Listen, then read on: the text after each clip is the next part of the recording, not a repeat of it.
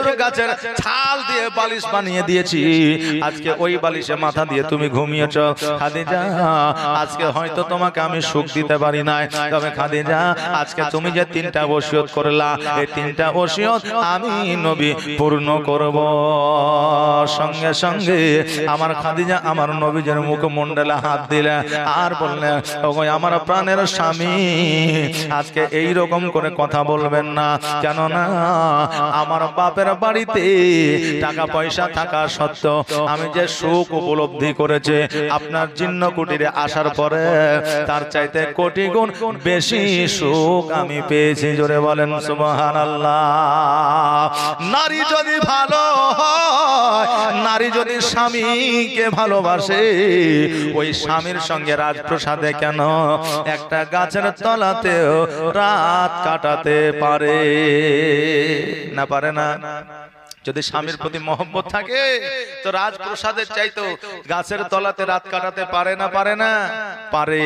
যদি মহব্বত থাকে, আর যদি মহব্বত না থাকে রাজপ্রাসাদেও আপনার রাত কাটবে না। আমার নবীজি বললেন, খাদিজা আজকে তোমার 3টা ওসিয়ত আমি পূরণ করব। ও খাদিজা, তবে তোমাকে আমি একটা কথা বলে যাই, তুমি কোন রকমের টেনশন করিও না, চিন্তা করিও না, কবর নিয়ে তুমি ভাবিও না।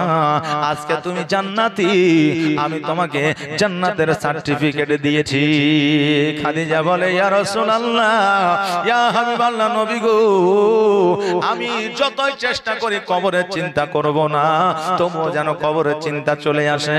খাদিজা বলে, ইয়া রাসূলুল্লাহ, ইয়া হাবিবাল্লাহ, নবী গো, আমি আপনাকে এত মহব্বত করি, আমি আপনাকে এত ভালোবাসি, এই জন্য আপনাকে আমি 3টা ওসিয়ত দিলাম। আমার নবীজি বললেন, খাদিজা আজকে তুমি আমাকে যে ভালোবাসো, এই ভালোবাসার কারণে আল্লাহ তোমাকে জান্নাত বাসী করে দিবে। এই ভালোবাসার কারণে আল্লাহ তোমাকে জান্নাত বাসী করে দিবে। ও খাদিজা, তুমি চিন্তা করিও না, তুমি কোন রকমের টেনশন করিও না।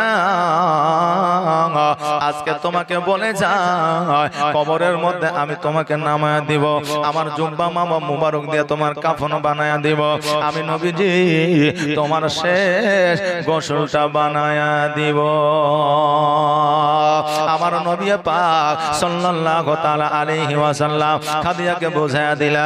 এইভাবে খাদিজা একবার নয়, দুইবার নয়, 3বার অজ্ঞান হয়ে জমিনের মধ্যে পড়েছিলেন।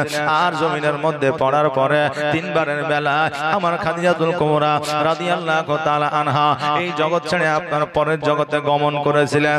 একবার আওয়াজ দিয়ে পড়েন, ইন্না লিল্লাহি ওয়া ইন্না ইলাইহি রাজিউন। জীবনের অন্তিম কালে আজরাইল আসিয়া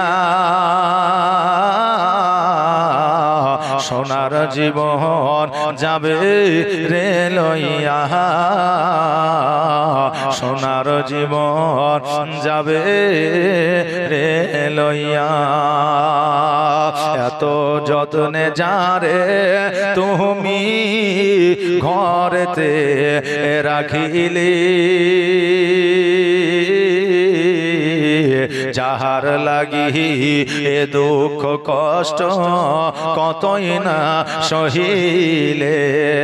এত যত্নে যারে তুমি ঘরেতে রাখিলে, যাহার লাগি এ দুঃখ কষ্ট কতই না সহিলে। আর আজ তোমার ফাঁকি দিয়া, আজ তোমার ফাঁকি দিয়া গেল রে উড়িয়া, সোনার জীবন যাবে রে লইয়া। জীবনের অন্তিম কালে আজরাইল আসিয়া সোনার জীবন যাবে রে লইয়া। কবর তোমার মাটির ঘর,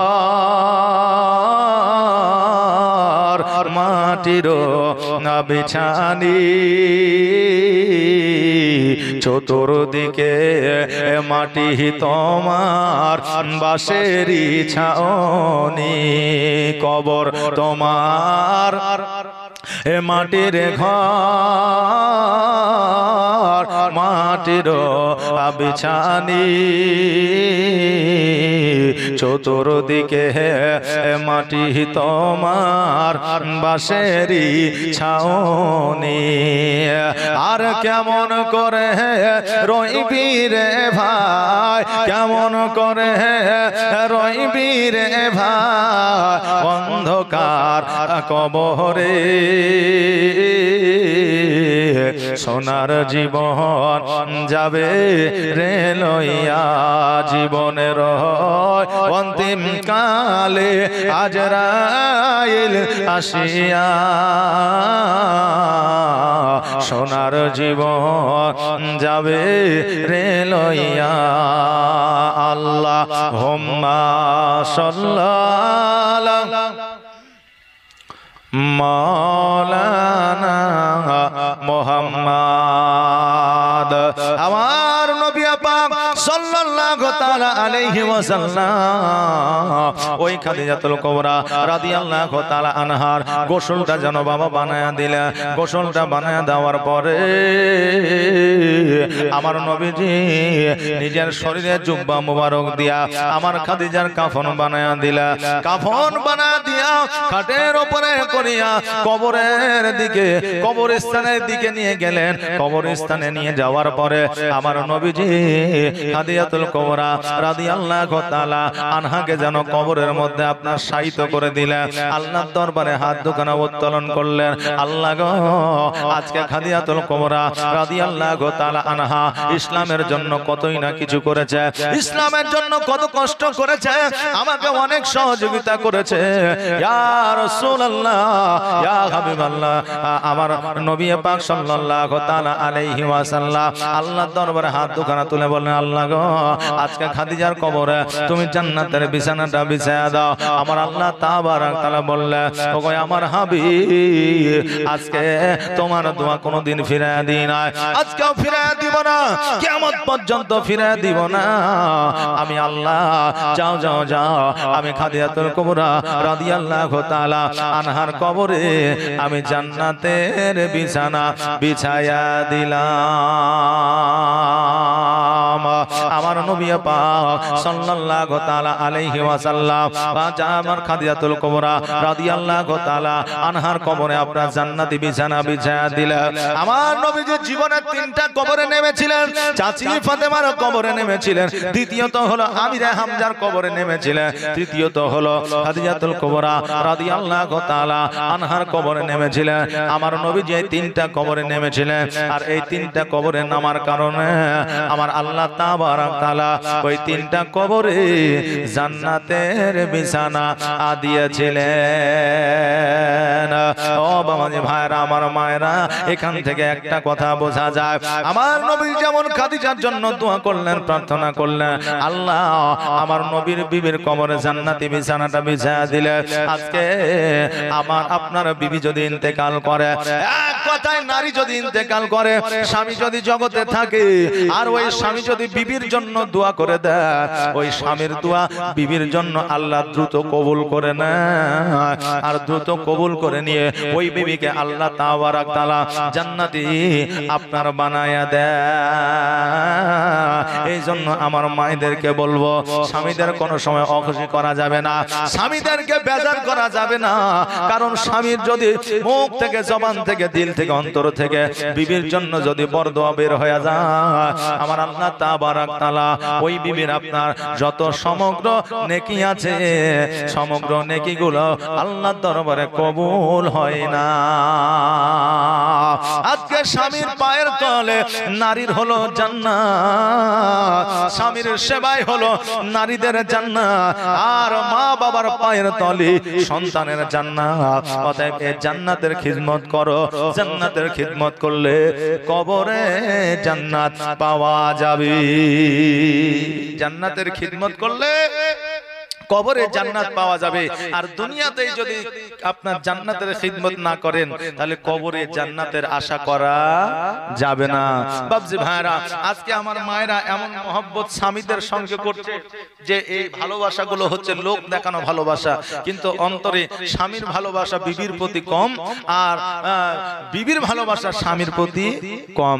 একজনের বিবি মারা গেছে, আর বিবি মারা যাওয়ার পরে তার পরের দিন কবরে কিন্তু হাওয়া করছে।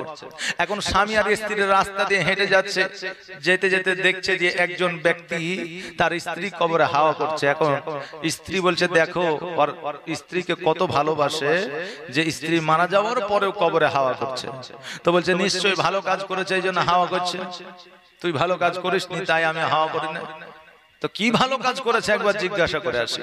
গুটি গুটি পায়ে ওই চাচার কাছে যায়, বলছে, চাচা আপনি যে আপনার বিবির কবরে হাওয়া করছেন, এই হাওয়া কবরে পৌঁছাবে না, কারণ ভালো কাজ করলে কবরে হাওয়া আল্লাহ অটোমেটিক পৌঁছে দিবে, আর খারাপ কাজ যদি করে তা আপনি যতই হাওয়া করেন এই হাওয়া কবরে পৌঁছাবে না। তো চাচা এই বাবা হাওয়া কষ্ট করে না করে আপনি এক কাজ করেন, বাড়ির দিকে চলে যান।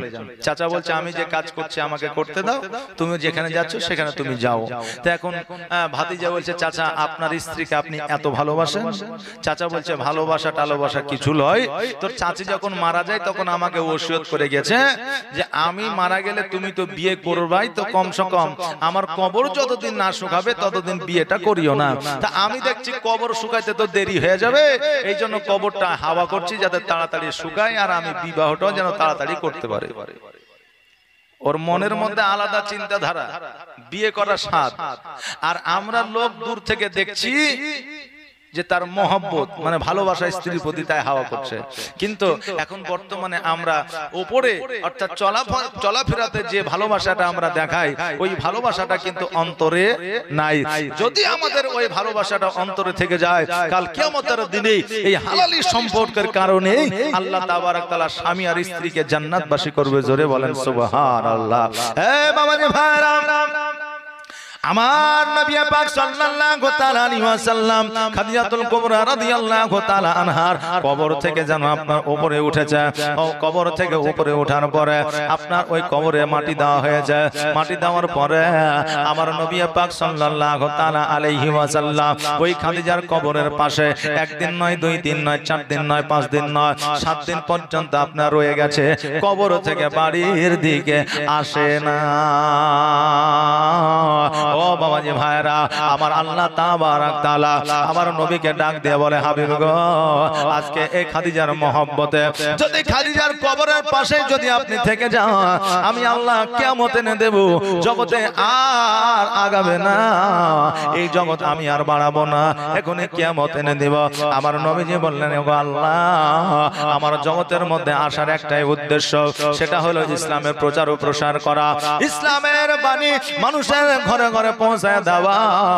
অতএব আল্লাহ, আমি আর দেরি করব না, দেরি করতে চাই না। আমি ইসলামের প্রচারের খাতিরে আমি আবার মক্কায় ফিরে যেতে চাই। আমার নবীজি 2 চোখের পানি ছেড়ে দিয়া বাড়ির দিকে যেন এগোতে লাগলেন। আমার নবীজি 2 চোখের পানি ছেড়ে দেওয়ার কারণ হলো খাদিজাতুল কুবরা রাদিয়াল্লাহু তাআলা আনহা আমার নবীজিকে এত ভালোবেসেছিলেন। আমার নবীজি যখন নামাজে আপনার সিজদায় রত হয়ে যাইতেন, উতবা সাইবা আপনার উটের ভুঁড়ি চাপায়া দিত। আমার খাদিজাতুল কুবরা রাদিয়াল্লাহু তাআলা আনহা ওই উটের ভুঁড়িটাকে আপনার নামিয়ে দিতেন। আমার খাদিজা অতক্ষণ পর্যন্ত দরওয়াজার সম্মুখে দাঁড়িয়ে থাকতে, যতক্ষণ পর্যন্ত আমার নবীজি ইসলামের প্রচার ও প্রসার না করে বাড়িতে আসতেন, ততক্ষণ পর্যন্ত দাঁড়িয়ে থাকতে। আমার নবী পাক সাল্লাল্লাহু তাআলা আলাইহি ওয়াসাল্লামের সঙ্গে খাদিজাতুল কুবরা রাদিয়াল্লাহু তাআলা আনহার এত আপনার সুখ ছিল যে আমার নবীজি ইসলাম প্রচার করে আসার পরে খাদিজার সঙ্গে আমার নবীজি রান্না বান্নাও করতেন। জোরে বলেন সুবহানাল্লাহ। আজকে যদি বিবি আমাদের অর্ডার করে আদেশ করে, ওগো আমার স্বামী, আমি যে গোশত গরম করছি, আমার তো বড় কষ্ট হয় গরমে, একটু যদি তুমি সহযোগিতা করো তো ভালো হয়। এখন স্বামীরা বলে, রান্না বান্নার কাজ তোদের, আমি কি তোর গোলাম নাকি যে তোর কাজ আমি করে দেব? বলে কি বলে না? বলে। কিন্তু বিবির কাজে সহযোগিতা করা হলো আমার নবীর সুন্নাত। বিবির কাজে সহযোগিতা করা হলো আমার নবীর সুন্নাত। এখন মায়েরা এই কথাটা শুনে নিল, কালকে থেকে হয়তো স্বামীকে বারবার বলবে যে কাজ করো, মৌলবি বলেছে জি বলবে বলবে না, তাহলে বুঝলে হবে না। বিবিদের খুশি করা হলো আমার নবীর সুন্নাত। কেমন খুশি? বিবি যখন ভালো পোশাক পরবে তো বিবিকে বলো আজকে তোমার পোশাকটা খুব সুন্দর লাগছে। বিবি যখন রান্না করবে ওই রান্নাটায় লবণ হলেও বলো যে তোমার রান্নাটা খুব সুন্দর হয়েছে। কেন? যে বিবি যখন রান্নাটা খাবে তখন বলবে যে আরে আমার সবজিতে এত লবণ হয়েছে, তাও বিবি আমার স্বামী নাম করছে, তার কারণ আমার স্বামী তাহলে কত ভালো। বলবে না? বলবে না? আর আমার নবী বলেছেন যে বিবির কাছে ভালো সে জগতে সবার কাছে ভালো। জোরে বলেন সুবহানাল্লাহ। জি, যে বিবির কাছে ভালো, কারণ স্বামীকে বিবির চাইতে আর বেশি কেউ চিনতে পারে না। পারে? যে পারে না। তা আমার নবী বলেছেন যে বিবিদের বেশি বেশি করে প্রশংসা করো। তোমার পোশাকটাই তোমাকে খুব সুন্দর লাগছে, তোমার রান্নাটা খুব সুন্দর, তোমার কথাবার্তা সুন্দর, তোমার হাসিটা সুন্দর, তোমার চোখটা সুন্দর, তোমার চুলগুলো বাঁধা খুব সুন্দর। প্রশংসা করেন। আজকে তুমি যে মেকআপটা করেছো সেটা সুন্দর, আর তোমার আঙুলগুলো সুন্দর, মানে প্রশংসা করেন। এই প্রশংসায় বিবি যদি খুশি হয় তাহলে একটা সুন্নাত আদায় করা হবে। এখন আজকে জালসা শুনলেন, কালকে আবার টেরাই করিয়েন না, বা রাত্রে টেরাই করিয়েন না, নাহলে অসুবিধা আছে। কারণ আপনিও জালসা শুনছেন, আপনার বিবিও জালসা শুনছে, নাকি বলে? হ্যাঁ, তখন মৌলবীর কথা শুনেছো তাই বলছো, তাহলে সুন্নাত আদায় হবে না। এক জায়গায় ওয়াজ করেছিলাম যে বিবির খাবারের প্রশংসা করিও, তাহলে বিবি খুশি হবে। এখন বাড়িতে গেছে, যাওয়ার পরে বিবি রাত্রে বেলায় খেতে দিয়েছে, স্বামী খেছে, আর খেতে খেতে মনে মনে ভাবছে তাই তো মৌলবী তো বললো যে স্ত্রীর খাবারের প্রশংসা করা, তো একবার প্রশংসা করে দেখি বিবি খুশি হয় কিনা। এবার খাবার খেতে খেতে বলছে বিবি রে, আজকে যে সবজিটা রান্না করেছিস এই রান্নাটা অতি সুন্দর হয়েছে। বিবি মুখখানকে একবারে গুমরা করে বসে আছে। এখন বলছে যে হ্যাঁ রে, তোর খাবারের আমি প্রশংসা করলাম তো তুই খুশি হবি, তোর মুখটা বেজার হয়ে গেল। তো বিবি বলছে বেজার হবে না, আজকে 7 বছর বিবাহ করেছি, তোমাকে কত খাবার খাওয়াইলাম, একদিনও প্রশংসা করনি, নাম করনি। আর যেই সন্ধ্যাবেলায় পাশের বাড়ির ভাবি সবজিটা দিয়ে গেছে, আর অমনি খেয়ে বলছে সবজিটা খুব সুন্দর হয়েছে। জি, তো খোঁজ খবর নিতে হবে যে সবজিটা আদৌ কি ওর রান্না না কোথা থেকে আসলো, বা কি ব্যাপার, কি বস্তু, এটা আমাদের খোঁজ খবর নিতে হবে। এখনই গিয়ে ট্রাই মারিয়েন না, এখনই গিয়ে আপনি প্রশংসা শুরু করিয়েন না, আস্তে আস্তে প্রশংসা শুরু করবেন। কারণ যেটা অভ্যাস নাই সে অভ্যাসটা আস্তে আস্তে শুরু করতে হবে, নাকি বলেন? কেউ নেশা করে, নেশাটা কিন্তু একদিনে ছেড়ে দিলে হবে না, মানে কি একদিনে ছাড়তে পারবে না। যদি ছাড়ার চেষ্টা থাকে আস্তে আস্তে ছাড়ুন, দেখবেন ছেড়ে দিতে পারবেন। বাবজি ভাইরা, তাই কথা হলো যে বিবিদের বেশি বেশি করে প্রশংসা করেন, বিবিদের কাজে সহযোগিতা করেন, স্বামীর কাজে বিবি সহযোগিতা করে। হ্যাঁ বাবাজি ভাইরা, আমার নবীজির চোখ দিয়ে এই জন্য পানি ঝরে। খাদিজা যেইভাবে আমার নবীজিকে সহযোগিতা করেছেন ওই রকম ভাবে সহযোগিতা আর কে করবে কি করবে না।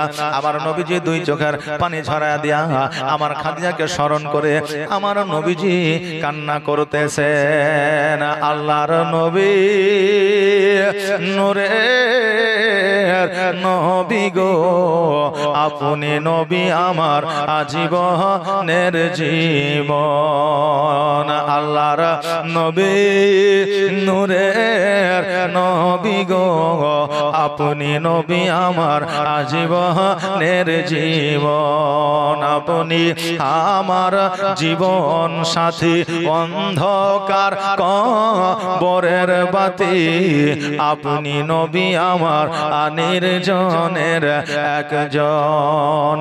আল্লাহর নবী, নূরের নবী গো, আপনি নবী আমার আজীবনের জীবন।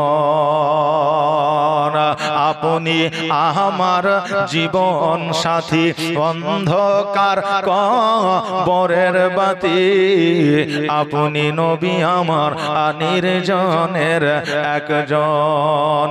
আল্লাহর নবী, নূরের নবী গো, আপনি নবী আমার আজীবনের জীবন। আর দেখে আপনার মহজেজা ভাগবতী হয় খাদিজা আর দেখে আপনার মজেজা ভাগবতী হয় খাদিজা সপে দিল নবী আজীবন আর মরণ আল্লাহর নবী নূরের নবী গো আপনি নবী আমার আজীবনের জীবন আমার নবীজি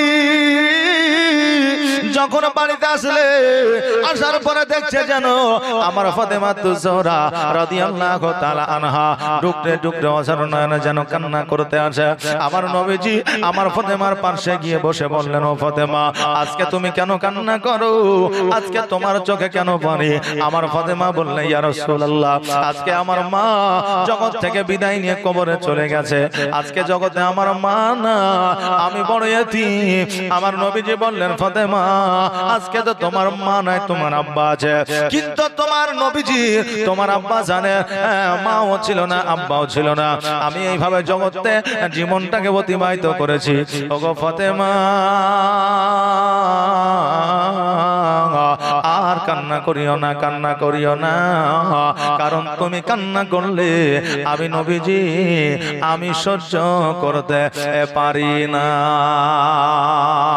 আমার নবীজি ফাতেমা তুজোহরা রাদিয়াল্লাহু তাআলা আনহাকে বুঝাইলেন আমার ফাতেমা তুজোহরা রাদিয়াল্লাহু তাআলা আনহা বললেন ইয়া রাসূলুল্লাহ ইয়া হাবিবাল্লাহ নবী গো আজকে আমার মা যখন বেঁচে ছিল আমার গোসল বানায় দিয়েছে আমাকে খাবার খাওয়াইয়া দিয়েছে আমাকে পোশাক পরিধান করাইয়া দিয়েছে আজকে থেকে পোশাক পরিধান করে দেওয়ার মতো কেউ না আজকে থেকে খাওয়াইয়া দেওয়ার মতো কেউ না আজকে থেকে আমার গোসল বানায় দেওয়ার মতো কেউ না আমার নবীজি বললেন ফাতেমা আমি তোমার আব্বা বেঁচে আছি অতএব শোনো রে ফাতেমা আজকে তোমার আব্বা আমি নবীজি যতদিন পর্যন্ত জগতের মধ্যে আছি ততদিন পর্যন্ত তোমার কোনো রকমের অসুবিধা হবে না আমার নবী পাক সাল্লাল্লাহু তাআলা আলাইহি ওয়াসাল্লাম ফাতেমাকে যেন আপনার বুঝায়া দিলেন বুঝায়া দেওয়ার পরে আপনার ঘরের মধ্যে নিয়ে গেলেন আপনার রাত্রিটা অতিবাহিত হইল সকালবেলা আমার নবীজি ইসলাম প্রচারের জন্য চলে গেলেন আমার ফাতেমা তুজোহরা রাদিয়াল্লাহু তাআলা আনহা আমার নবীজির ঘরের সম্মুখে দাঁড়ায় আছে আমার নবীজি ইসলাম প্রচার করে বাড়িতে আসলেন আপনার কন্যা আর নবীজি একই সঙ্গে খাওয়া দাওয়া সারলেন পরের দিন আবার নবীজি গেলেন ইসলাম প্রচারের জন্য আমার ফাতেমা দরওয়াজার সম্মুখে দাঁড়ায় আছেন এইভাবে আমার নবীজি যেই দিনই ইসলাম প্রচারের জন্য যাইতেন আমার ফাতেমা তুজোহরা রাদিয়াল্লাহু তাআলা আনহা দরওয়াজার সম্মুখে দাঁড়ায় থাকতেন নবী কখন আসবে আর আমার নবীকে লইয়া একই সঙ্গে খাওয়া দাওয়া করব এইভাবে আমার ফাতেমা দরওয়াজার সম্মুখে দাঁড়িয়ে থাকতেন আর ওই দরওয়াজার সম্মুখ দিয়া একজন ইহুদি কন্যা হেঁটে যেত ওই ইহুদি কন্যা প্রতিদিন ফাতেমাকে দেখতো ফাতেমা ইহুদি কন্যাকে দেখতো এইভাবে দেখতে দেখতে একদিন দুই দিন চার দিন পাঁচ দিন পার হইতে হইতে তাদের মধ্যে কথাবার্তা শুরু হইল কথাবার্তা শুরু হওয়ার পরে তাদের মধ্যে বন্ধুত্ব হইল তাদের মধ্যে বান্ধবী তৈরি হলো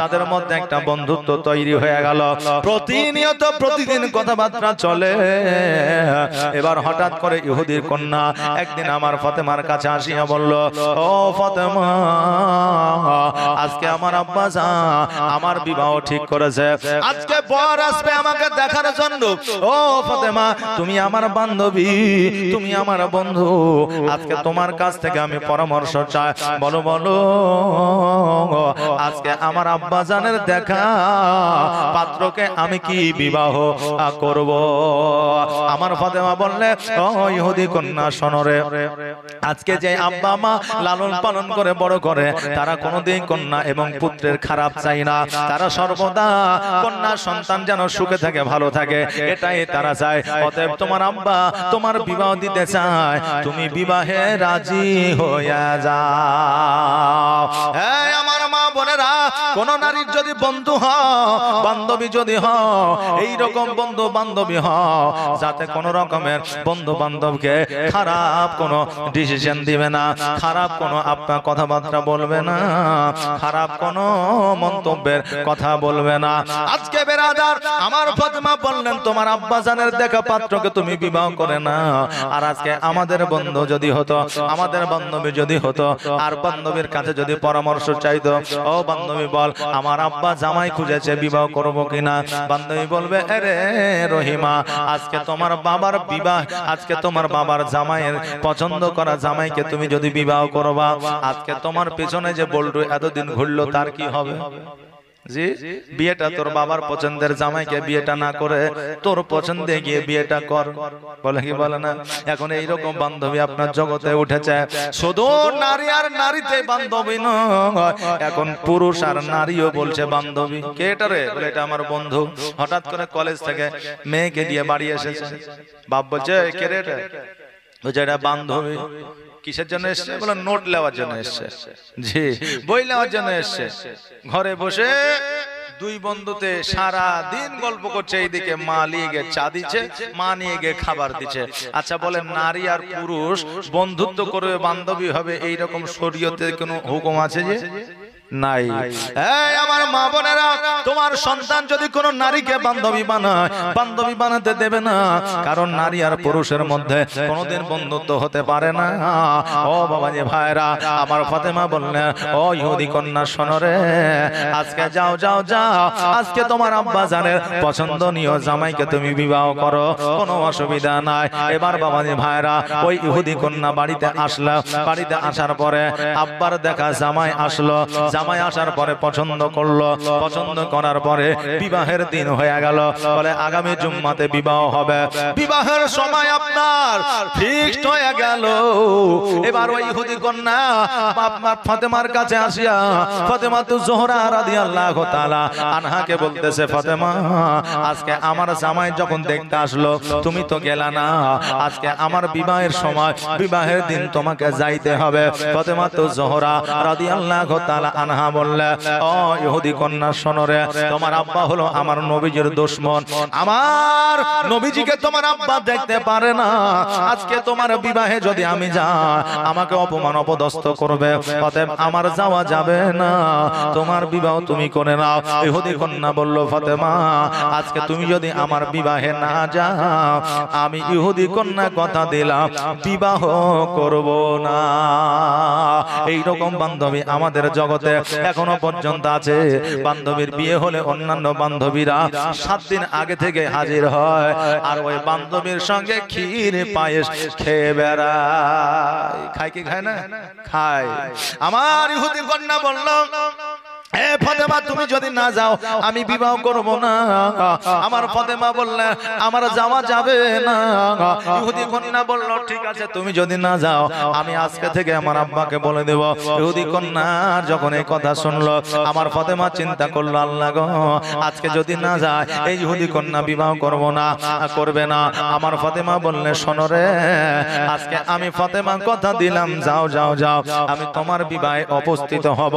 এই কথা শুনে ইহুদি কন্যা বাড়িতে গেল। বাড়িতে যাওয়ার পরে আমার ওই ইহুদি কন্যা বলল আব্বা গো তোমার যত আত্মীয় আছে, যত কুটুম আছে, যত তোমার বন্ধু বান্ধব আছে সকলকে তুমি দাওয়াত করো, কিন্তু আমার তরফ থেকে একজন মহিলা আসবে। বলে কে সেই মহিলা? বলে ওই মহিলার নাম হলো ফাতেমা, যার আব্বা জানের নাম হলো মুহাম্মদ রাসূলুল্লাহ সাল্লাল্লাহু তাআলা আলাইহি ওয়াসাল্লাম। ইহুদি বলছে এবার সারেছে।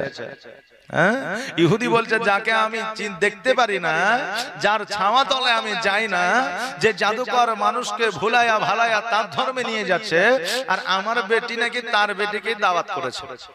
যে আপনার দুশমনকে যদি আপনার ছেলে দাওয়াত করে তা আপনি মেনে নেবেন? মানবেন না।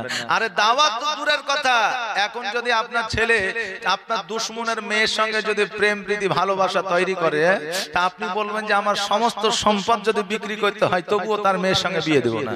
এটা জগতে হচ্ছে না? হচ্ছে না? হচ্ছে।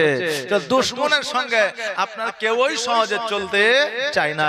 ইহুদি বলল যে আমি যদি এখন আমার কন্যাকে বলতে যাই যে ওই মেয়েকে দাওয়াত করা যাবে না, তা আমার মেয়ে হয়তো বিয়ে করবে না, কারণ আমার মেয়েকে আমি চিনি। কারণ একটা মেয়ে হলে ওই মেয়েগুলো খুব জেদি হয়, হয় না? মেয়েগুলো খুব জেদি হয়। এখন বাপকে যদি বলে আব্বা সামনে ঈদ এসছে, আমাকে একটা লেহেঙ্গা লাগবে, এখন বাপ যদি বলে যে টাকা নাই পয়সা নাই, এই ঈদে নিস না পরের ঈদে নিস, তাহলে বুঝলেন ওই ঈদগাহ তো যাবে না, ও কথাও বলবে না, আর আপনার গোস্ত রান্না তো হবেই না।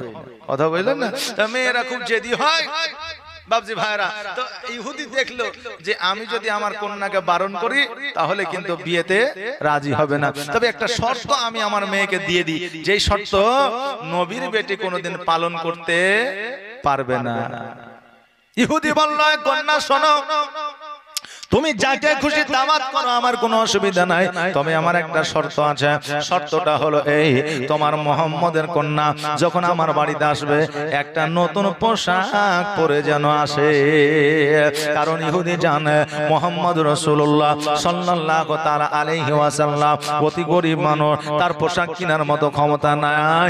এই জন্য ক্ষমতা নাই, তার বাড়িতে একদিন সঠিকভাবে খাবার হয় না, পোশাক কিনতেও পারবে না, আর আমার বাড়িতে দাওয়াত আসতে পারবে না। এই যুক্তি কিন্তু ইহুদি করে ফেলল। এখন ওই নারী ইহুদি কন্যা ও তো জানে না পোশাকের কি মর্ম, টাকার কি মর্ম, কারণ যার টাকা আছে তার সন্তানের টাকার মর্ম বোঝে না, আর যারা অভাবী দুঃখিনী যারা গরিব তাদের সন্তানরা টাকার মর্ম বুঝে। এই জন্য তাদের সন্তানরা আজকে উড়িষ্যা, চেন্নাই, কুয়েত, হায়দ্রাবাদ আরো কত জায়গায় গিয়ে টাকা উপার্জন করার জন্য বাপ মায়ের মায়া ত্যাগ করেছে, বিবির মায়া ত্যাগ করেছে, আপনার সন্তানের মায়া ত্যাগ করেছে, বিদেশে তারা কাজকর্মরত আছে। আল্লাহ তাবারাক তাআলা বিদেশে যারা কাজকর্ম করে তাদেরকে যেন সহি সালামতে রাখে, জোরে বলেন আমিন। ও বাবাজি ভাইরা, আজকে ওই আপনার টাকার মর্ম তো ইহুদি কন্যা বোঝে না, কারণ ইহুদির টাকা পয়সার অভাব নয়, কন্যা যখন যেটা চায় তখন সেটা পেয়ে যায়, এই জন্য গরিবী হারাচ্ছে, বুঝে না। ওই ইহুদি কন্যা বলল আব্বা গো, খানা খাওয়ার সঙ্গে নতুন পোশাকের কি সম্পর্ক আছে? ইহুদি বলল শোনো রে কন্যা, আজকে আমার বাড়িতে যারা দাওয়াত খেতে আসবে সবাই কোটিপতি, টাকা পয়সাওয়ালা, তারা আমার বাড়িতে আসবে নতুন ভালো ভালো পোশাক পরিধান করিয়া। আজকে ফাতেমা যদি ছেঁড়া কাপড় পরে আসে, তোমার ফাতেমা অপমানিত হবে, লজ্জিত হবে, বেইজ্জত হবে, অতএব তোমার ফাতেমাকে একটা নতুন পোশাক পরিধান করতে বলো। এবার ইহুদি কন্যা বলল সেটাও ঠিক। বলল আব্বা গো তুমি চিন্তা করিও না, আমি ফাতেমাকে একটা নতুন পোশাক পরে আসতে বলবো। ইহুদি কন্যা আমার ফাতেমার কাছে আসলো, ফাতেমার কাছে আসার পরে বলল ফাতেমা আজকে আমি তোমাকে একটা কথা বলার জন্য এসেছি। বলে কি কথা? বলে কথাটা হলো যে আমার বাড়িতে যেই দিন দাওয়াত খেতে যাবে সেই দিন তুমি একটা নতুন পোশাক পরে যাবে। সঙ্গে সঙ্গে আমার ফাতেমা দুই চোখে পানি চলে আসলো। ইহুদি কন্যা বলল ফাতেমা তুমি কাঁদো কেন? আমার ফাতেমা বললে ইহুদি কন্যা তুমি সেটা বুঝবে না, বুঝবে না, যাও যাও তুমি বাড়ির দিকে যাও। ইহুদি কন্যা বলল ফাতেমা আজকে আমার বাড়িতে যদি না আসো আমি কথা দিলাম বিবাহ করব না। ইহুদি কন্যা বাড়ির দিকে আসলো। আমার ফাতেমা তো জোহরা রাদিয়াল্লাহু তাআলা আনহা দুই চোখের পানি ছেড়ে দিয়ে বলে আল্লাহ গো, আমার বাড়িতে ঠিক মতো খাবার জোটে না, আমার আব্বার কাছে টাকা নাই, পয়সা নাই, আমাকে নতুন পোশাক কেমন করে কিনে দেবে? আমার দ্বারা নতুন পোশাক কেনা হবে না, আমার আব্বার দ্বারা নতুন পোশাক কেনা হবে না, আর নতুন পোশাক যদি কেনা না হয় ইহুদির বাড়িতে যাওয়া হবে না, আর ইহুদির বাড়িতে যদি না যায় ইহুদি কন্যা বিবাহ করবে না। আল্লাহ, আমি ফাতেমায় বড় চিন্তায় চিন্তিত। আমার নবীজি ইসলাম প্রচার করে বাড়ির মধ্যে আসলেন, বাড়িতে আসার পরে আমার ফাতেমাকে নিয়ে খেতে বসেছেন। ফাতেমা যেন খাবারটা সঠিকভাবে খায় না। নবী আমার বললে ফাতেমা তুমি আজকে খাবার কেন খাও না? তোমার খাবারের এই অবস্থা কেন? ফাতেমা বললে আব্বা গো এই ব্যাপার, ইহুদি কন্যা দাওয়াত করেছে, নতুন পোশাক পরিধান করে যেতে বলেছে। নবী আমার বললে ও ফাতেমা তুমি চিন্তা করিও না, চিন্তা করিও না, যেহেতু আমাদের আল্লাহ আছে। জোরে বলুন সুবহানাল্লাহ। আজকে আমরা টাকা পয়সা ধন সম্পদের দিকে ছোটাছুটি করি। আজকে ধন সম্পদ টাকা পয়সার দিকে ছোটাছুটি না করিয়া যদি আল্লাহকে রাজি করতে পারতাম, শুধু সম্পদ জমি জায়গা নয়, অট্টালিকা নয়, সারা আসমান জমিনের মালিক হয়ে যেতাম। জোরে বলেন সুবহানাল্লাহ। কারণ হইল জগতের মধ্যে সোনা দ্বারা হীরা মণি মুক্তা জমিন আসমান যাবতীয় যা কিছু আছে সবই তো আমার আল্লাহ। আর আমি যদি আল্লাহকে খুশি করতে পারি, আল্লাহর কাছে চাইলে সব কিছু দিয়ে দিতে পারে।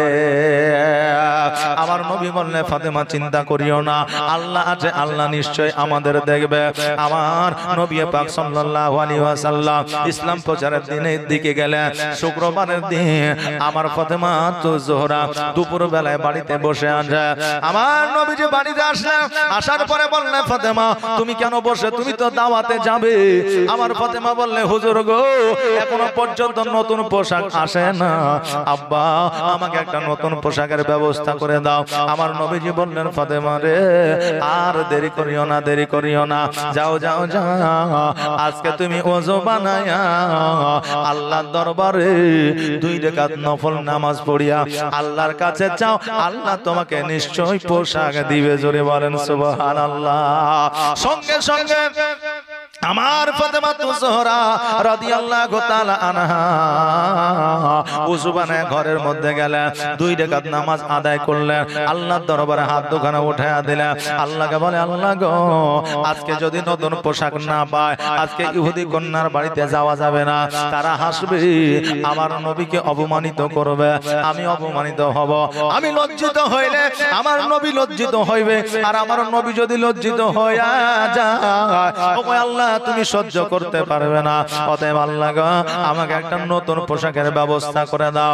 আমার আল্লাহ তাবারাক তাআলা ডাক দিয়া বলে ওরে জিবরাইল আর দেরি করিও না, দেরি করিও না, জান্নাত হইতে একটা পোশাক নিয়ে গিয়ে আমার ফাতেমাকে তুমি দিয়ে দাও, আর ওই পোশাক পরিধান করে ইহুদির কন্যার বিবাহেতে আমার ফাতেমা যাবে। আর দেরি করিও না। সঙ্গে সঙ্গে জিবরিল আমিন জান্নাতের মধ্যে গেলেন, আর জান্নাতের মধ্যে যাওয়ার পরে একটা পোশাক নিয়ে আমার ফাতেমার কাছে হাজির হলেন। আমার ফাতেমার সম্মুখে পোশাকটা রেখে দিলেন। আর আমার নবী পাক সাল্লাল্লাহু তাআলা আলাইহি ওয়াসাল্লাম বুঝতে পারলেন। এবার বাইরে থেকে আওয়াজ দিলেন ওরে ফাতেমা আর তুমি চিন্তা করিও না, আল্লাহ তাবারাক তাআলা তোমার সম্মুখে পোশাক দিয়ে দিয়েছে। এবার ফাতেমা যখন চোখ দুটো খুলে দেখছে যেন পোশাকের ক্যারি আপনার পড়ে আছে। দোয়াটা কমপ্লিট করলেন, গোসল বানালেন, গোসল বানানোর পরে পোশাকটা আপনার বাহির করলেন। পোশাকটা যখন বাহির করছে দেখছে সালোয়ার কামিজ আর ওড়না। ও বাবাজি ভাইরা, এখনকার সালোয়ার কামিজ হলো আলাদা, তখনকার সালোয়ার কামিজ হলো আলাদা। কারণ হইল এখন যেমন আমরা জুব্বা পরে আছি এই রকম ঢিলা ঢালা পোশাক ছিল, ওর মধ্যে আপনার ওই পোশাকটা পরিধান করলে আপনার নারী মোটা না পাতলা না হালকা এটা বোঝা যাবে না। এই রকম পোশাক ছিল।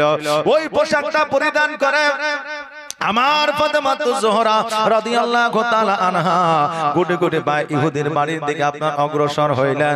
এই দিকে ইহুদি কন্যা বিবাহ আপনার বিবাহে রাজি হয় না, যে যতক্ষণ পর্যন্ত ফাতেমা না আসবে ততক্ষণ পর্যন্ত আমি বিবাহে রাজি হইব না। ইহুদি মনে মনে চিন্তা করে হায় রে আমি যে শর্ত দিয়েছি ওই শর্ত পালন করতে পারবে না, আর ফাতেমা আমার বাড়িতে আসবে না।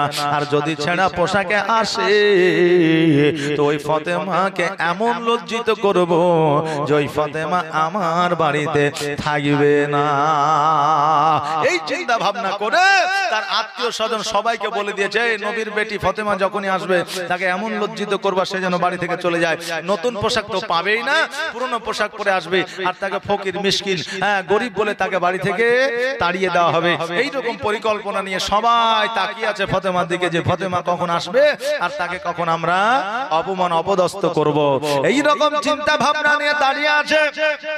এমত অবস্থায় আমার ফাতেমা জোহরা রাদিয়াল্লাহু তাআলা আনহা ওই ইহুদির বাড়িতে যেমনই প্রবেশ করেছে, অমনি প্রবেশ করার পরে সকল নারীরা আপনার ওই ফাতেমাকে অপমান করা তো দূরের কথা, আমার ফাতেমার পোশাক দেখিয়া তারা যেন হতভম্ব হয়ে গেছে। জোরে বলেন সুবহানাল্লাহ। সবাই ফাতেমার কাছে আসিয়া বলল, হে ফাতেমা, আজকে আমাদের স্বামীদের এত টাকা, আমাদের বাপের এত টাকা, এত মার্কেট ঘুরেছি, এত আমরা বাজার ঘুরেছি, এত শহর ঘুরেছি, তুমি যে পোশাকটা পরিধান করেছ, এত সুন্দর পোশাক কোন জায়গায় দেখি না। ও ফাতেমা, আজকে এই পোশাকটা তুমি কোন বাজার থেকে নিয়েছ, কোথা থেকে নিয়েছ, কোন মার্কেট থেকে নিয়ে এসেছ, কোন শহর থেকে নিয়ে এসেছ, একবার বলো বলো, আমরাও এই পোশাকটা ক্রয় করতে চাই, আমরাও এই পোশাকটা কিনতে চাই। এই আমার বাবাজি ভাইরা, আমার মায়েরা, একটু আপনার লোভী হয়, যদি দেখে অপর মহিলা যেই কাপড়টা পরেছে যদি ভালো লেগে যায়, ও আপনার বিবিও কিনবে। এটা হয় কি হয় না? আপনারও কিনবে। দেখবেন একটা নতুন কাপড় যদি আপনার গ্রামে কেউ কিনে, কোনো মহিলা, আপনাকে রাত্রে বেলায় আপনার বিবি বলবে, অমুকের বিবি একটা কাপড় কিনে, দেখতে কত সুন্দর লাগছে গো, 500 টাকা দাও না, কালকে আমিও কিনে নিয়ে আসবো। যে মানে পছন্দ হলে আমার মায়েরা কিনতে চায়। এটা আপনার আমার ক্ষেত্রে নয়, এটা অনেক মহিলার ক্ষেত্রে হয়। আমার ফাতেমাকে জিজ্ঞাসা করে, ফাতেমা বলো বলো, কোন জায়গা থেকে পোশাকটা নিয়ে এসেছো, আমরা এই পোশাকটা কিনতে চাই, চাহে যত টাকা পয়সা খরচা হোক না কেন, আমাদের টাকার অভাব নাই, পয়সার অভাব নাই। আমার ফাতেমা জোহরা রাদিয়াল্লাহু তাআলা আনহা বললেন, ও ইহুদি নারীরা, তোমরা শোনো রে, এই পোশাকটা কোনো বাজারে, কোনো শহরে পাওয়া যাবে না, কোনো বস্ত্রালয়ে পাওয়া যাবে না। এই পোশাকটা একমাত্র যদি তোমরা পেতে চাও, ইহদিনাস সিরাতাল মুস্তাকিমের পথে আসতে হবে, আর আমার নবীর কালেমা তাইয়্যিব পড়তে হবে। আর আমার নবীর কালেমা যদি পড়ে না, তবে এই পোশাকের মালিক তুমি হয়ে যাবে। যখন ইহুদি কন্যার কথা শুনলো, এবার বলল, ফাতেমা তুমি যাই বলবা বলো, যেখানে যাইতে বলবা সেখানে যাব, কিন্তু এই পোশাকের প্রেমে পড়ে গেছি, এই পোশাক আমাদের দরকার, এই পোশাক আমরা নিব। ও বেরাদান মিল্লাত ইসলামিয়া, আমার ফাতেমা জোহরা রাদিয়াল্লাহু তাআলা আনহা সঙ্গে সঙ্গে ওই জায়গাতে যত ইহুদি নারী ছিল, সমস্ত ইহুদি নারীগুলোকে যেন আপনার কালেমা তাইয়্যিব পড়ায়া নিলেন। লা ইলাহা ইল্লাল্লাহ, বলো লা ইলাহা ইল্লাল্লাহ, তোমার মতো এত ভালো, তোমার মতো এত ভালো কেউ তো আমায় বাসে না, তাই তো নবী আমি তোমার দিবানা, তাই তো রাসূল আমি তোমার দিবানা, তোমার মতো এত ভালো, তোমার মতো এত ভালো কেউ তো আমায় বাসে না, তাই তো নবী আমি তোমার দিওয়ানা। ও কি শুনেছি কিতাবের লেখা,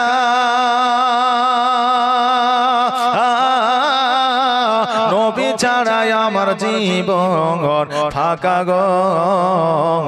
ও কি শুনেছি কিতাবের লেখা, নবী ছাড়াই আমার জীবন ফাঁকা গো। নবীজিকে ভালো না বাসিলে, নবীজিকে ভালো না বাসিলে আল্লাহ পাওয়া যাবে না, তাই তো নবী আমি তোমার দিওয়ানা, তোমার মতো এত ভালো, তোমার মতো এত ভালো কেউ তো আমায় বাসে না, তাই তো নবী আমি তোমার দিওয়ানা। আমার ফাতেমাতুজ জোহরা রাদিয়াল্লাহু তাআলা আনহা সকল ইহুদি নারীকে কালেমা তাইয়্যিবা লা ইলাহা ইল্লাল্লাহু মুহাম্মাদুর রাসূলুল্লাহ সাল্লাল্লাহু তাআলা আলাইহি ওয়াসাল্লাম আপনার কালেমা খানি পড়ে নিলেন। ওই জায়গায় একটা নয়, দুইটা নয়, চারটা নয়, পাঁচটা নয়, সাতটা নয়, 50টা নয়, 70টা নয়, 113টা নারীকে আমার ফাতেমা নবীর কালেমা পড়ায়া মুসলমান বানিয়েছিলেন। জোরে বলেন সুবহানাল্লাহ।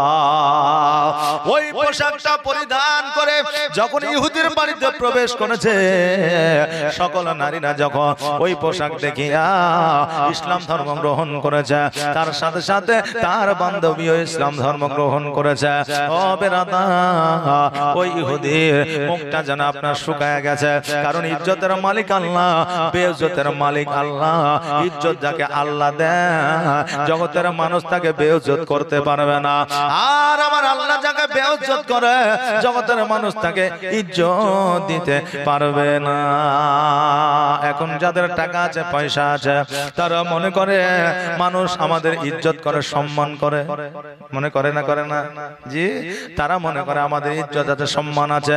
কিন্তু যাদের টাকা আছে, পয়সা আছে, মানুষ টাকা আছে, পয়সা আছে, এই কারণে তাকে সামনে সালাম করে আসসালামু আলাইকুম, কিন্তু যেমনই পার্শ্বে দিয়ে চলে যায় অমনি বলে এই লোকটার চাইতে হারামি জগতে আর কোনো মানুষ নাই। বলে কি বলে না? সামনে টাকা পয়সা আছে বলে নাম করে, কিন্তু পেছনে তাকে আপনার বদমাইশ বলে, তাকে আপনার খারাপ বলে। এই জন্য যে টাকা পয়সা থাকলেই যে সে ইজ্জতের মালিক হবে সেটা নয়। একমাত্র আল্লাহ যাকে ইজ্জত দিয়েছে সেই ইজ্জত পাবে, আর আল্লাহ যাকে বেইজ্জত করেছে জগতের কোন মানুষ টাকা দিয়ে, পয়সা দিয়ে, ধন দিয়ে, সম্পদ দিয়ে তাকে ইজ্জতের জায়গায় আনতে পারবে না। আমার ফাতেমার মান ও সম্মান আমার আল্লাহ বাড়িয়ে দিয়েছে। ইহুদির বাড়িতে আমার ফাতেমাতুজ জোহরা রাদিয়াল্লাহু তাআলা আনহার শান ও শওকত মান যেন আপনার বেড়ে গেছে। বেরাদান মিল্লাত ইসলামিয়া আমার ফাতেমাতুজ জোহরা রাদিয়াল্লাহু তাআলা আনহা উনিও ইসলামের প্রচার ও প্রসার করেছে, নারীদের আপনার মুসলমান বানিয়েছে। আমার ফাতেমা এমনিতে জান্নাতের রানী হয় নাই গো, আমার ফাতেমার মধ্যে এমন গুণ ছিল যে গুণে আমার আল্লাহ মুগ্ধ হয়েছিল। জোরে বলেন সুবহানাল্লাহ। আমার ফাতেমাতুজ জোহরা রাদিয়াল্লাহু তাআলা আনহা দাওয়াত খেয়ে যখন বাড়িতে আসলেন, বাড়িতে আসার পরে আমার নবীজির সম্মুখে আমার ফাতেমাতুজ জোহরা রাদিয়াল্লাহু তাআলা আনহা মিচকে হাসতেছে। আমার নবীজি বলতেছে, ফাতেমা আজকে তোমার মুখে হাসি কেন রে মা? আমার ফাতেমা বলতেছে, ইয়া রাসূলুল্লাহ, ইয়া হাবিবাল্লাহ, নবী গো, আজকে আমি ইহুদির বাড়িতে যাইয়া একটা নয়, দুইটা নয়, 50টা নয়, 70টা নয়, 113টা নারীকে আমি নবীর কলমা পড়াইয়া মুসলমান বানিয়েছি। নবী আমার আলহামদুলিল্লাহ পড়লে, আর আমার ফাতেমাকে বললেন, ফাতেমা এই জন্য তো আমার আল্লাহ তাবারাক তাআলা তোমাকে জান্নাতের রানী বানিয়েছে। ও বাবা যে ভাইরা, আজকে আমাদের মা বোনেরা জগতের মধ্যে ভালো কাজ তো দূরের কথা, যদি পিতা, ভাই, স্বামী যদি থাকে, তার সম্মুখে আমরা সঠিকভাবে ইসলামের একটা বাক্য বলতে পারি না। আজকে বাড়িতে গেলে বোন ভাইকে সালাম দেয় না, বোন মাকে সালাম দেয় না, ভাই বোনকে সালাম দেয় না, স্বামী স্ত্রীকে সালাম দেয় না, বাপ আপনার কন্যাকে সালাম দেয় না। ও বাবা যে ভাইরা, শরীয়তের মধ্যে হুকুম আছে, বাড়িতে যদি কন্যা থাকে, বাড়িতে যদি বিবি থাকে, বাড়িতে যদি মা থাকে, যেই থাকুক না কেন, বাড়ির মধ্যে প্রবেশ করার আগে 3 বার সালাম দিতে হবে। সালাম দেওয়ার পরে সালামের উত্তর যদি না পাওয়া যায়, ওই বাড়িতে প্রবেশ করা নিষেধ আছে। আর সালাম দিলে, সালামের উত্তর পাইলে ওই বাড়িতে প্রবেশ করে, কারণ সালাম দিয়ে নেকির অধিকার হওয়া যাবে। আর যদি বেপরদায় থাকে, ওই নারীরা পর্দা করে নিবে। ওই আমার বাপজি ভাইরা, পরপুরুষের কাছে শুধু আপনার পর্দা করতে হবে, নারীদের এটা শুধু নয়, নিজের বাপের কাছে, ভাইয়ের কাছেও পর্দা নিতে হবে। নিজের বাপের কাছে এবং ভাইয়ের কাছেও পর্দা নিতে হবে। আমার ফাতেমাতুজ জোহরা রাদিয়াল্লাহু তাআলা আনহা এত পর্দাশীল ছিলেন যে একমাত্র নিজের স্বামী ছাড়া কেউ আমার ফাতেমা চেহারা দেখতে পায় না, এই জন্য চেহারা দেখতে পাই না। বাবাজি গাছ যেমন হবে ফুলও তেমন হবে, না হবে না? গোলাপের গাছ যদি হয় ওই গাছে গোলাপ ফুলি ফুটবে না সূর্যমুখী ফুটবে?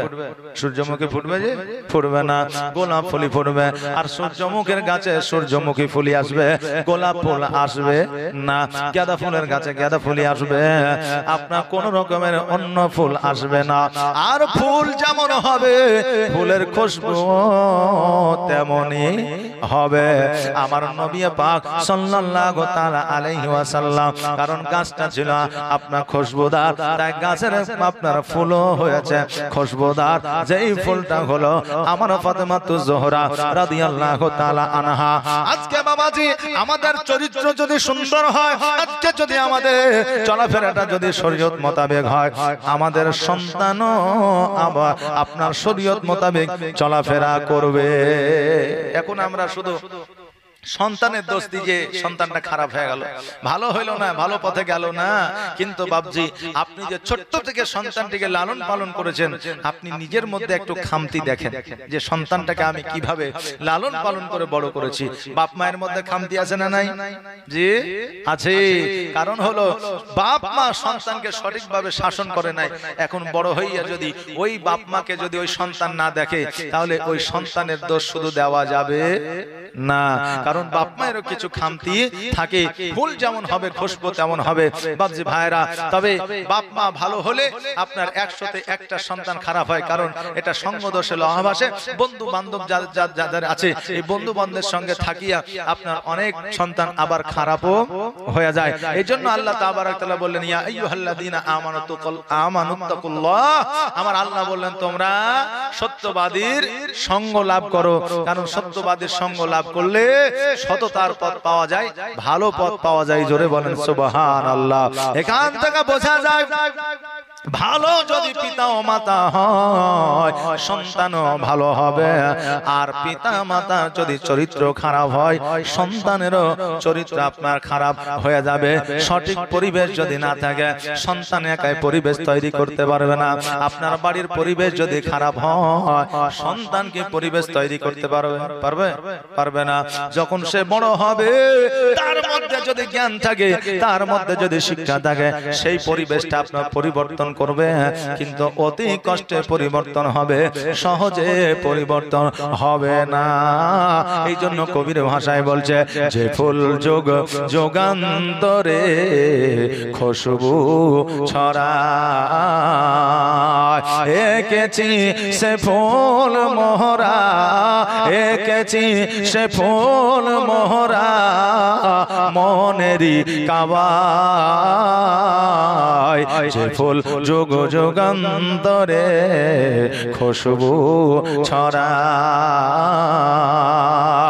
হাবিবে খোদা তিনি নবী কামলি ওয়ালা, তার ছোঁয়াতে আজ দুনিয়া উজালা। হাবিবে খোদা তিনি নবী কামলি ওয়ালা, তার ছোঁয়াতে আজ দুনিয়া উজালা। তার প্রেমে পাগল আমি, তার প্রেমে পাগল আমি, কেঁদে যে বেড়াই,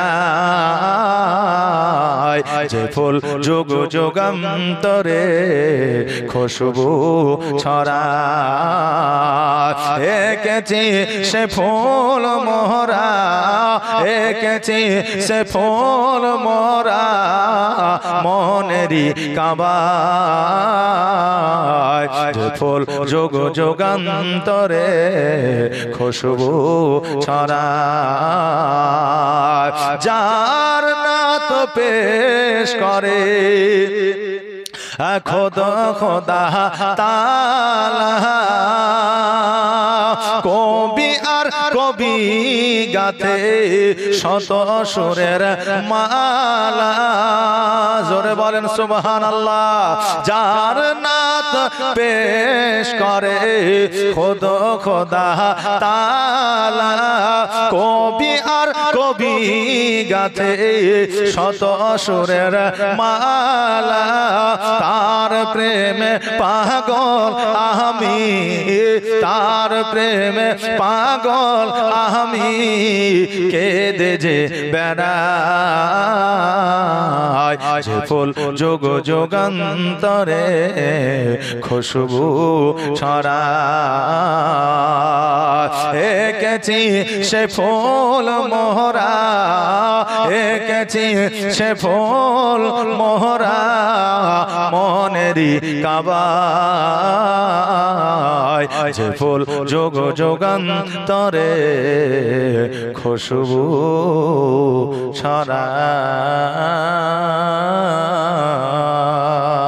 আল্লাহুম্মা সাল্লি আলা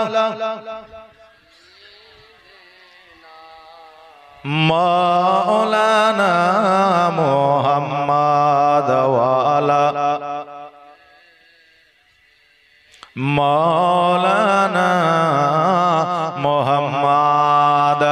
এই আমার মা বোনেরা ভাইরা, ওগো আমার বাপজিরা, আমার নবী পাক সাল্লাল্লাহু তাআলা আলাইহি ওয়াসাল্লাম তিনি চিন্তা করলেন, আল্লাহ গো, আজকে আমার কন্যার বান্ধবীর বিয়ে হয়ে গেল, আজকে আমার ফাতেমারও বয়স হয়েছে, আমার ফাতেমারও বিবাহ আমি নবীজি দিতে চাই।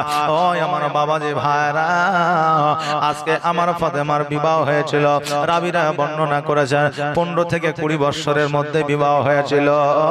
আর যে আলীর সঙ্গে বিবাহ হয়েছিল, ওই আলীর বয়স ছিল আপনার 22 বছর। জোরে বলেন সুবহানাল্লাহ। আর এখন 22 বছর পার করে আপনার যুবকেরা 30 বছরে চলে যাচ্ছে। আর যদি তার বিবাহের কথা বলা হচ্ছে, বলে নিজে তো রোজগার করি না, কেমন করে বউ পুষবো, বলে কি বলে না। বাপকে যদি বলা হয়, চাচা ছেলের বিয়ে দিয়ে দেন, বলে আমার ছেলে রোজগার করে না, কিছু করে, নিজে ঘুরে খায়, আমাকে পুষতে হয়। আর বিয়ে দিলে বউকে পুষবে, বলে কি বলে না, বলে। কিন্তু যারা এই কথা বলে, আল্লাহর উপরে বিশ্বাস ভরসা তাদের নাই। জোরে বলেন নাউজুবিল্লাহ। তাদের বিশ্বাস ভরসা নাই, কারণ আল্লাহ নিজেই বলেছেন, রুজির মালিক আমি, হায়াতের মালিক আমি, মওতের মালিক আমি, কোথায় কাকে রুজি দেব সেটা আমি একমাত্র আল্লাহ জানি। কারণ যে একমাত্র মানুষই এমন একটা প্রাণী যারা উপার্জন করে রোজগার করে খাবার খায়। জগতের মধ্যে আরো যাবতীয় পিপিলিকা বলেন, আপনার পাখি বলেন, তারপরে আপনার সাপ বলেন, বিচ্ছু বলেন, ব্যাঙ বলেন, যাই বলেন না কেন, এদেরকে উপার্জন করতে হয় না, হয় জি। তাহলে এরা রুজি কোথা থেকে পায়, এরা খাবার কোথা থেকে পায়? আল্লাহ তাদের রুজি দেয়, আমাদেরকে আল্লাহ রুজি দেয়। অতএব এই রুজির চিন্তা ভাবনা যদি আমরা করি, তাহলে আমাদের আল্লাহর উপরে ভরসা নাই। আমাদের আল্লাহ খাওয়ায়, আল্লাহ চলায়, আল্লাহ পড়ায়। এক মৌলভী ওয়াজ করেছে যে আল্লাহ খাওয়ায়, আল্লাহ পড়ায়। তো এক বুঝলেন নাচর বান্দা, ও চিন্তা করছে আল্লাহ যখন খাওয়ায়, তো আজকে থেকে এই মৌলভীর মুখে ওয়াজ শুনলাম, কাল থেকে আমি দেখবো যে আল্লাহ কি করে খাওয়ায়। ও চিন্তা করলো যে আল্লাহ কি করে খাওয়ায়। এখন বাড়িতে গেছে রাত্রে বেলা, আর মা বলছে যে হ্যাঁ জালসা তো শুনে আলি, খেয়েছিস? বলে না। বলে খেয়ে এলে? বলছে না খাবো না। কেন খাবি না? বলে এমনি খাবো না। সকাল হয়েছে, মা বলছে খা, বলছে খাবো না। বিকাল হয়েছে, খা, বলে খাবো না। ওর চিন্তা যে আল্লাহ খাওয়াইলে তবেই আমি খাবো। এখন মা দেখছে সন্তান অনাহারে আছে, মা কি সহ্য করতে পারবে? পারবে না। এখন ছেলেকে বারবার যখন বলছে খেলে খেলে, ছেলে অসহ্য হয়ে বাড়ি থেকে এসে জঙ্গলে বসে আছে যে খাবার, খিদে তো লেগেছে, খাবার যদি মা বারবার বলে কখন হয়তো খেয়ে নেবো, কিন্তু আল্লাহ যতক্ষণ না খাওয়াবে আমি অতক্ষণ খাবো না, এই বলে ও কিন্তু জঙ্গলে যা বসে আছে। মা খাবার নিয়ে যায় জঙ্গলে, বসে কি হয়েছে বেটা, খায়ালে? বলছে না আমি খাবো না। মা এবার রাগ করে বলছে খাবার থাকলো খাইলে খা, আর না খাইলে না খা। এখন খাবার রেখে দিয়ে মা চলে গেছে। ও চিন্তা করছে খিদা তো লেগেছে, খাবার সামনে থাকলে তো আমি খাইয়ে নিবো, তো খাবারটাকে কোনে রেখে দিয়ে দূরে যা বসেছে। রাত্রিবেলায় ডাকাতের দল এসছে, আসার পরে এবার যখন সোনা দানা ভাগ করবে, এই মুহূর্তে দেখছে যে একটা খাবার রাখা আছে। হঠাৎ করে ডাকাতের দলেরা খেতে যাচ্ছে, তো ডাকাতের সর্দার জয় দাঁড়া, খাবার খাস না। কারণ যারা সর্দার হয় তাদের বুদ্ধি বিদ্যা বেশি হয় না, হয় না? যারা মোড়ল হয় তাদের বুদ্ধি বেশি হয় না, হয় না? হয়। আর এই জন্য তো তারা সর্দার হয়, মোড়ল হয়। তো ডাকাতের সর্দার বলছে দাঁড়া, এখানে যখন খাবার আছে তখন আশপাশের লোকও আছে। খুঁজতে খুঁজতে দেখছে যে হ্যাঁ একজন আল্লাহর বান্দা আছে, ওকে টেনে নিয়ে আসা হইলো। বলে খাবার কার? বলছে আমার। খাসনি কেন বলে এমনি খাইনি, খা, বলে খাবো না। তাহলে খাবি না নিশ্চয় এর মধ্যে বিষ মিশানো আছে, নাহলে কোনো কীটনাশক জিনিস আছে, নাহলে তুই খাবি না কেন? আমাদেরকে মারার জন্য রেখেছিস? বলে না কিছুই নাই। বলে তুই তাহলে খা, তো বলছে না খাবো না। ডাকাতের সর্দার রেগে যাবে যে খাবি না, অমনি বুঝলেন গালের উপর পাড়া পাড়া 2-4 চড়। এবার বুঝলেন সঙ্গে সঙ্গে খাওয়াও শুরু করে দিয়েছে। আচ্ছা বলেন মায়ের মতো ওষুধ জগতে আর আছে? যে কিছু আমার মায়ের আছে জিনে না ধরলে বুঝলেন হাইলতে লাগলে বলে জিনে ধরে নিয়েছে, আর অমনি যেমনই বুঝলেন নিমের ডাল পড়ে না অমনি ঠিক হয়ে যায়। জি কিছু ছেলে আছে বুঝলেন এমনি পাগল ভেসে ঘুরে বেড়ায়, আবার ওদের উপরে যখন আপনার কাজের চাপ দিয়ে দেওয়া হয়, যখন বিয়ে দিয়ে দেওয়া হয়, তখন বিয়েটাও কিন্তু একটা মস্ত বড় শাস্তি, এটা জানেন কি? হ্যাঁ এখন বর্তমানে তো যখন বিয়ে দেওয়া হয় তখন সে নিজের সঠিক পথে চলতে লাগে, রোজগারও শুরু করে দেয়। কথা বুঝলেন না? তার জীবনে পরিবর্তন ঘটে যায়। তো এখন বুঝলেন যেমনই 2-4 চল লাগাইছে অমনি বুঝলেন খাওয়া শুরু করে দিয়েছে। সকাল যেমন হয়েছে মৌলবীর কাছে হাজির, যে বলছে মৌলবী সাহেব আপনি যে ওয়াজ করেছিলেন বলেছিলেন যে আল্লাহ খাওয়ায় আল্লাহ পড়ায়, কিন্তু এটা তো বলেননি যে আল্লাহ যদি না খায় তাহলে আল্লাহ মাইরা মাইরা খাওয়ায়, এটা তো বলেন। যদি না খায় তা আল্লাহ মাইরা মাইরা খাওয়ায়, এটা তো বলেনি, তাহলে তো আমি আগেই খেয়ে নিতাম। বাবজি ভাইরা, আল্লাহ খাওয়ায় তার মানে এটা নয় যে আল্লাহ আপনাকে খাওয়াইয়া দিবে। আল্লাহ আপনাকে হাত দিয়েছে, আল্লাহ আপনাকে পা দিয়েছে, উপার্জন করার মতো ব্যবস্থা করে দিয়েছে। অতএব আমাদের খাবার রান্না করার সুযোগ সুবিধা দিয়েছে, অতএব আমাদের রান্না করে হাতে তুলে খেতে হবে, এই ব্যবস্থা তো আমার আল্লাহ করে দিয়েছে। না দেয় নাই? দিয়েছে। আজকে আল্লাহ তাবারক তাআলা জিহ্বার মধ্যে এমন একটা মেশিন বসিয়ে দিয়েছে যে জগতের মধ্যে একই খাবার যদি স্বাদ ভিন্ন হয় তা আপনার জিহ্বাতে ধরে নিবে, ধরবে না? পাটের শাক, কচুর শাক, পালং শাক, এগুলো তো শাকই, কালার তো একই, রান্না তো একই ভাবে হয়, নাকি বলেন? কিন্তু কচুর শাক খাবেন এক স্বাদ, পাটের শাক খাবেন এক স্বাদ, পালং শাক খাবেন এক স্বাদ। এটা কি করে ধরতে পারেন? জিহ্বার দ্বারা ধরতে পারেন। বেরাদার, তো কথা হচ্ছে এটাই যে আল্লাহ তাবারক তাআলা আমাদেরকে এত কিছু সম্পদ দিয়েছে যার কোনো শেষ নাই। আপনি পৃথিবীতে আপনার নিজের শরীর, আপনার নিজের শরীরটাকে যদি বিক্রি করেন তো আপনার জীবনের মূল্য পৃথিবীর কেউ দিতে পারবে না। অতএব বাবাজি ভাইরা, আমার মায়েরা, যদি আপনার বিয়ে দেওয়ার মতো কন্যা থাকে বিয়ে দিয়ে দেন, যদি বিয়ে দেওয়ার মতো সন্তান থাকে আপনি বিয়ে দিয়ে দেন।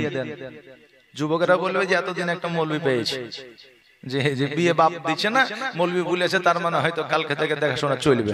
সুবহানাল্লাহ, মাশাআল্লাহ। তবে এটা আমার কথা না, এটা শরীয়তের কথা। যুবকরা আপনার বয়স হলে বিয়ে দিলে তাদের জীবনের পরিবর্তন ঘটে, তারা উপার্জনের পথে যায়, তারা ব্যবসার লাইনে যায়, বা তারা গুনাহ থেকে বেঁচে যায়, তাদের দ্বারা কাবিরা গুনাহ হয় না, তাদের দ্বারা জেনা হয় না। কারণ সঠিক বয়সে যদি সন্তানের বিবাহ না দেয়, ওই সন্তান যদি জেনায় লিপ্ত হয়ে যায় তাহলে যতটা গুনাহ ওই সন্তান করবে ততটা গুনাহ তার পিতামাতার উপরেও চেপে যাবে। কারণ জীবনে এই পৃথিবীতে খুন বেশি করেছিল, খুন আগে করেছিল কাবিল। জি আমাদের ইতিহাস জানা আছে না, যে কাবিল আদম আলাইহিস সালামের সন্তান আগে খুন করেছিল। এই জন্য পৃথিবীতে এখনো পর্যন্ত যত খুন হয় ওর যতটা গুনাহ হয় কাবিলেরও ততটা গুনাহ হয়। কথা বুঝলেন না? এই জন্য সঠিক বয়সে সন্তানদের বিয়ে দিয়ে দেন। রোজগার তো সেই করবে, আর রুজি তো আল্লাহ দিবে। জোরে বলেন সুবহানাল্লাহ। হ্যাঁ বাবাজি ভাইরা, আমার নবী পাক সাল্লাল্লাহু তাআলা আলাইহি ওয়াসাল্লাম আল্লাহকে বলছেন, আল্লাহ গো আমার ফাতেমার বিবাহ দিতে চাই। আমার নবীজি মসজিদে গেলেন, মসজিদে যাওয়ার পরে আমার এলান করে দিলেন, পরে আমার সাহাবীরা এমন একটা জামাই দেখো, এমন একটা বর দেখো, আমার কন্যার জন্য আমার ফাতেমার সঙ্গে তার বিবাহ দিতে চায়। সাহাবীরা বললেন, হুজুর গো আজকে আমি একজন সাহাবী, আমার টাকা আছে, পয়সা আছে, খেজুর গাছ আছে, সবই আছে, আমার সঙ্গে কি ফাতেমার বিবাহ দেওয়া যায় না? নবী আমার বললেন, সাহাবীরা রে, আমি টাকা পয়সা ওয়ালার সঙ্গে বিবাহ দিতে চাই না, এমন একজনের সঙ্গে বিবাহ দিব যে একবেলা কাজ করবে, একবেলা খাবে।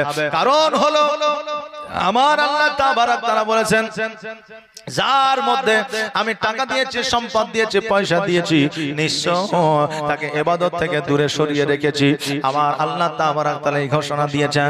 অতএব শুনে নাও, শুনে নাও, একবেলা যে কাজ করবে, একবেলা খাবে, আমি নবীজি তার সঙ্গে বিবাহ দিব। বাবজি ভাইরা, আজকে ফাতেমার চরিত্র এত সুন্দর ছিল, আমার ফাতেমার ব্যবহার এত সুন্দর ছিল, আমার ফাতেমা এত সুন্দর রমণী ছিলেন, যার জন্য যাকে বিবাহ করার জন্য ইহুদি কাফের বেদিনেরা পর্যন্ত আমার নবীজিকে প্রস্তাব দিয়েছিলেন। জোরে বলেন সুবহানাল্লাহ। এখনো পর্যন্ত আপনার এলাকায় যদি একজন সুচরিত্রের নারী থাকে, ব্যবহার চরিত্র যদি ভালো হয়, পর্দাশীল যদি নারী থাকে, দেখবেন যদি কোনো আই বাড়ি আসে, কোনো ঘটক যদি আসে, সব আগে ওই বাড়িতে যাবে বলে তোমার মেয়ের কি বিবাহ দিবা না, বলবে কি বলবে না? আর এখনকার বর্তমানে ঘটকরা হয়েছে চালাক, মেয়ের বাপের কাছে লাই 5,000, ছেলের বাপের কাছে লাই 5,000, বুঝলেন না? হ্যাঁ, বলে আমার জন্য, আমার মেয়ের জন্য একটা জামাই খুঁজবো, বলে জামাই তো খুঁজবো, আগে 5,000 দাও আর বিয়ের সময় 5,000 দিও। জি, আর ওই চায়ের দোকানে যা গল্প করে যে আমি এতদিন এত বিয়ে দিয়েছি যে আমি মোটামুটি 15-20টা হজের সব পেয়ে গেছি। জি, একটা বিয়ে দিলে একটা হজের সব পাওয়া যায়, তা আমি একটা বিয়ে দিয়ে একটা হজের সব লি। আচ্ছা বলেন, কন্টাক্ট করে কি হজের সব পাওয়া যাবে? হ্যাঁ, যে মেয়ের বাপ টাকা পয়সা খরচ করে মেয়ের বিবাহ দিচ্ছে, তার উপরে আইবারি আবার চাপ দিছে যে 10,000 হবে না, 12,000 লাগবে, দিতেই হবে, না হলে বিয়ে আবার ভেঙে দেবো। জি, এতখানি পাওয়ার আমার আছে, ও পাওয়ার দেখায়। আর ওই পাওয়ার নিয়ে যদি বলে যে আমি হজের সব হাসিল করেছি, হজের সব পাবে না। বাবজি ভাইরা, হজের সব পেতে গেলে নিঃস্বার্থে বিয়ে দিতে হবে। এখন যদি ওই মেয়ের বাপ আর ছেলের বাপ যদি খুশি করে কিছু দেয়, তাহলে সেটা নেওয়া যাবে। বাবজি ভাইরা, আমার মায়েরা, তো কথা হলো এটাই যে আপনার বিয়ে দেওয়া হলো সুন্নাত, আর কারো ঘটকদারি করা হলো আপনার সুন্নাত। কিন্তু বাবজি ভাইরা, সেখানে কোন রকমের আপনার ইন্টারেস্ট নিয়ে নয়, কারো কাছ থেকে জোর করে পয়সা টাকা নিয়ে নয়। ব্রাদার, আজকে আমার ফাতেমাতুজ জোহরা রাদিয়াল্লাহু তাআলা আনহার জীবনে করার একটাই উদ্দেশ্য যে আমার মায়েদের যেন পরিবর্তন ঘটে। আমার মায়েদের যদি পরিবর্তন হয়, আমার বাপেদেরও পরিবর্তন হবে। কারণ যেই বাড়িতে মেয়ে ভালো, সেই বাড়িতে স্বামীও হবে ভালো। কারণ হলো যে হালাল হারামের পয়সা নিয়ে যখন বাড়িতে আসে, বিবি যদি ভালো হয় জিজ্ঞাসা করবে টাকা কোথায় পেলে, কোথা থেকে আসলো, তোমার বেতন তো 30,000, 40,000 কোথা থেকে আসলো? এই প্রশ্ন যদি স্বামীকে করা হয়, তো স্বামী বলবে যে আমি ধরা খেয়ে গেছি, 10,000 আলাদা হবে রোজগার করেছি। এখন বিবি যদি বলে এই 10,000 দরকার নাই, স্বামী পরের মাসে আর ওই 10,000 এক্সট্রা আনবে না। বেরাদার, তাই বিবি যদি হয় ভালো, স্বামীও হবে ভালো।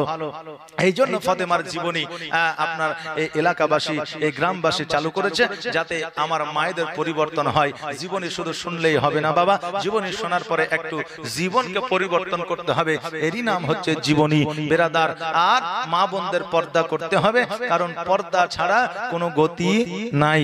নবী পাক সাল্লাল্লাহু আলাইহি সাল্লাম বলেছেন, নারীরা বেশি বেশি 3টা কারণে জাহান্নামে যাবে। 1 নম্বর কারণ হচ্ছে স্বামীদেরকে অবহেলা করা, গালিগালাজ করা, আর 2য় নম্বর কারণ হচ্ছে বেপরদায় চলা, 3য় নম্বর কারণ হচ্ছে গীবত করা। এই 3টা কারণে নারীরা বেশি বেশি জাহান্নামী হবে। আর এই 3টা গুণ এখন আমার মায়েদের আপনার মনের মধ্যে, আমার বেশিরভাগই মায়েদের মধ্যে এই 3টা গুণ পাওয়া যায় না, পাওয়া যায় না, পাওয়া যায়। আর এই 3টা কারণে নারীরা জাহান্নামী হবে। বাবজি ভাইরা, এখন তো লক্ষ্মী ভান্ডারের টাকা পেয়েছে বলে, লক্ষ্মী ভান্ডারের টাকা পায় বলে অনেক স্বামীকে অনেক বিবিরা স্বামী মনে করছে না। জি, অনেক স্বামীরা বলছে হুজুর লক্ষ্মী ভান্ডার যখন ছিল না তখনই ভালো ছিল, এখন লক্ষ্মী ভান্ডার হয়েছে যে মনে হয়েছে যে আমাদের অস্তিত্ব বাড়ি থেকে হারিয়ে গেছে। জি, অস্তিত্ব হারিয়ে গেছে, তাই জন্য বলছি লক্ষ্মী ভান্ডার না হওয়াই ভালো ছিল। বেরাদার, ওই লোকটার বাড়িতেই 1,000 করে মাসে ঢুকছে, তো ওই লোকটার ভালো হওয়ার কথা, ভালো প্রশংসা করার কথা, কিন্তু ও বলছে না হওয়াই ভালো ছিল। তার মানে কত জ্বালায় ও থাকে একমাত্র ওই জানে। আমি মা বোনদের বলবো, মারে আজকে টাকা পয়সা যেখান থেকেই, যত জায়গা থেকে তুমি পাও না কেন, যতই উপার্জন করো না কেন, স্বামী স্বামী হয়। স্বামীকে বেজার করে কোনোদিন ইবাদত আল্লাহর দরবারে কবুল হবে না। যাই হোক বাবাজি।